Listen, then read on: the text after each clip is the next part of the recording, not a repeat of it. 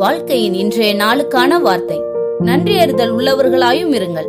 கொலோசையர் 3:15 வியட்நாமில் நடந்த போரில் ஒரு ராணுவ தலைவன் தன் கீழ் வேலை பார்த்த ஒரு சாதாரண போர் வீரனை காப்பாற்ற முயற்சிக்கும் போது அவனை காப்பாற்றிவிட்டு அதனால் ஏற்பட்ட காயங்களினால் அந்த இடத்திலே மரிக்க நேரிட்டது. அதை குறித்து அவருடைய பெற்றோருக்கு அறிவிக்கப்பட்டு அவர்கள் அவரது நினைவாக ஒரு கூட்டத்தை ஆயத்தப்படுத்தி இருந்தார்கள்.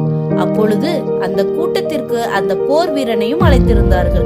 அந்த கூட்டத்திற்கு அந்த போர் வீரன் மிகவும் தாமதமாக வந்ததுமின்றி நன்கு குடித்துவிட்டு வந்திருந்தான்.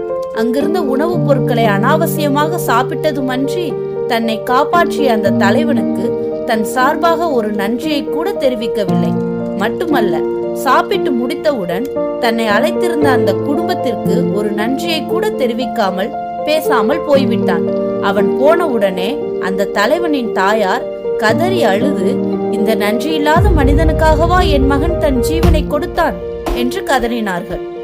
இன்று நம்மில் எத்தனை பேர் நன்றி உள்ளவர்களாக இருக்கிறோம்? தேவன் நமக்கு பாராட்டின கிருபைகள் தான் எத்தனை! அதை ஒரு முறையாவது நினைத்து நாம் துதிக்கிறோமா? தேவன் தங்களுக்காக நன்மை செய்தார் என்று நம்புகின்ற பலர் அந்த நன்றி உணர்வினை காணிக்கை வடிவத்தில் வெளிப்படுத்துகின்றன. அதே வேளையில் அவர்களின் வாழ்க்கையோ சாட்சியற்றதாகவும் தேவனுடைய வார்த்தைகளுக்கு முரண்பட்டதாகவும் இருக்கின்றது. இது ஒரு சரியான நன்றி செலுத்துதல் அல்ல.